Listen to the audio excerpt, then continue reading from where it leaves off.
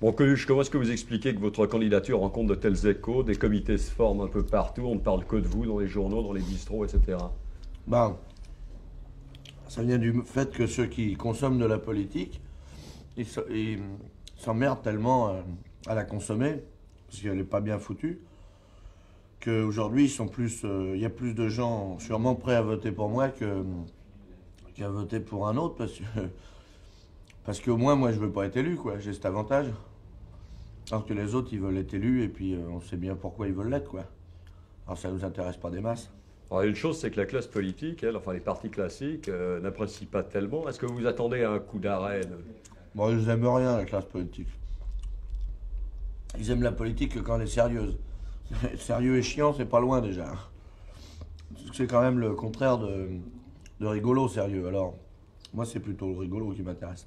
Bon, alors les 500 signatures, vous avez besoin de 500 signatures pour Ouais. accéder à la vraie campagne. Et bon, Ouais. certains de nos confrères disent qu'il y a déjà des pressions sur les maires.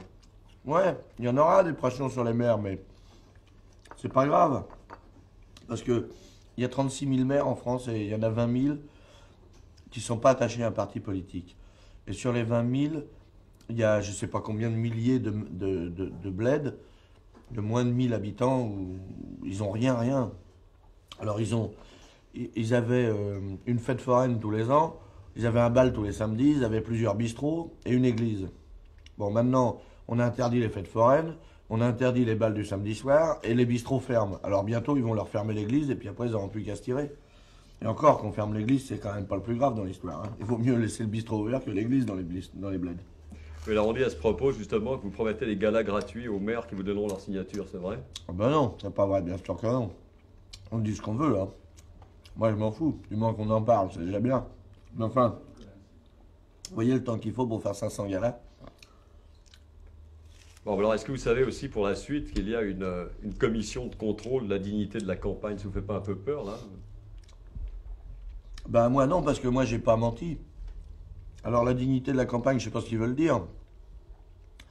À mon avis, ça veut dire qu'il faut pas insulter les autres candidats, mais moi je trouve que le plus insultant de l'histoire, c'est quand même la politique qu'ils nous font.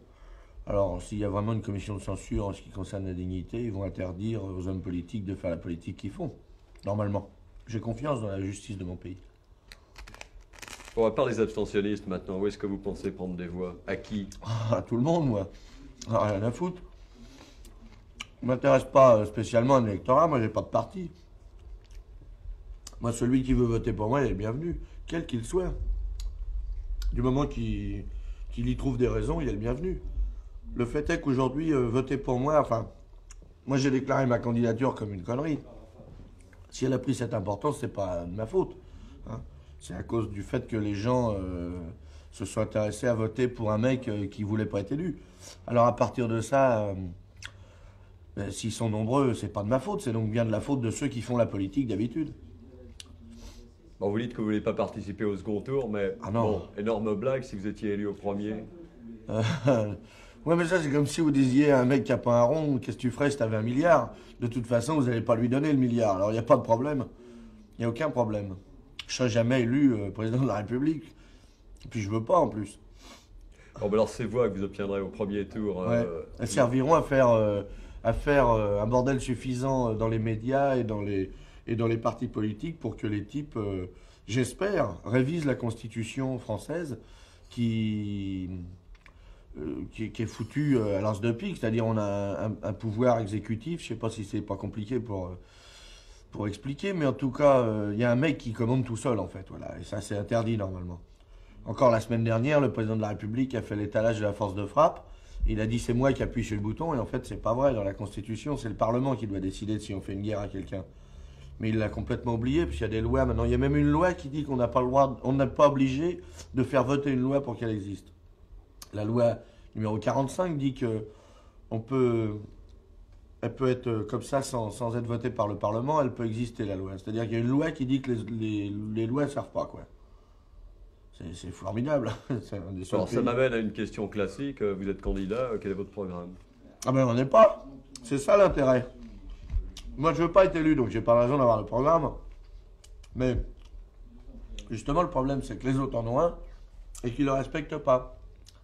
Une des choses que je voudrais arriver à faire changer ici, c'est que quand un type se présente, il a un programme chiffré et daté. Il dit, on va augmenter la retraite de tant de pourcents à partir de telle date. Bon, après ça, il dit, on va faire baisser l'inflation de temps, on va faire baisser le chômage de temps, hein, à telle date. Et bien qu'il le fasse. Et puis quand il n'a pas réussi à la fois son pourcentage et sa date, et ben on le vire. Et puis on recommence, on revote pour un autre mec. Alors il y en a qui disent Coluche est parmi les gauchistes, il y en a d'autres qui disent Coluche est un nouveau Poujade. Ouais. Vous vous classez où? Vous vous dites moi je suis le candidat des minorités. Ben, c'est-à-dire que Poujade, moi je ne sais pas qui c'est, puisqu'il avait arrêté de faire de la politique quand je suis né. D'autre part, je sais pas, les mecs ils disent toujours ce qu'ils peuvent, hein. Moi, quand j'ai commencé à faire rire, on a dit que j'étais le nouveau Fernand Reynaud. Et puis maintenant, je suis en train d'être l'ancien Coluche, et puis tout le monde s'en fout. Je sais pas, moi, vous dire ce qu'ils racontent, j'en sais rien. C'est parce qu'ils n'ont pas d'imagination. Alors tout ce bruit qui est autour de vous, autour de votre campagne et tout ça, faisait pas un peu peur que ce soit un peu tôt, c'est-à-dire que ça retombe un peu avant 81? Oh non, parce que pour l'instant, j'ai rien fait pour ma campagne. Tout ce qui s'est fait tout seul. Et à partir de maintenant, on va s'en occuper. Enfin, en fait, après les fêtes, on va s'en occuper de ma campagne. Vous avez des conseillers? Ben, j'en ai un, oui. Dans ma bande, on est deux. Il y a mon producteur et moi. Et normalement, on sait bien se met la merde. Et pour l'instant, on n'a rien fait encore. Ça s'est fait tout seul. Alors maintenant, on va commencer à s'en occuper. Donc je pense qu'on ira jusqu'au bout.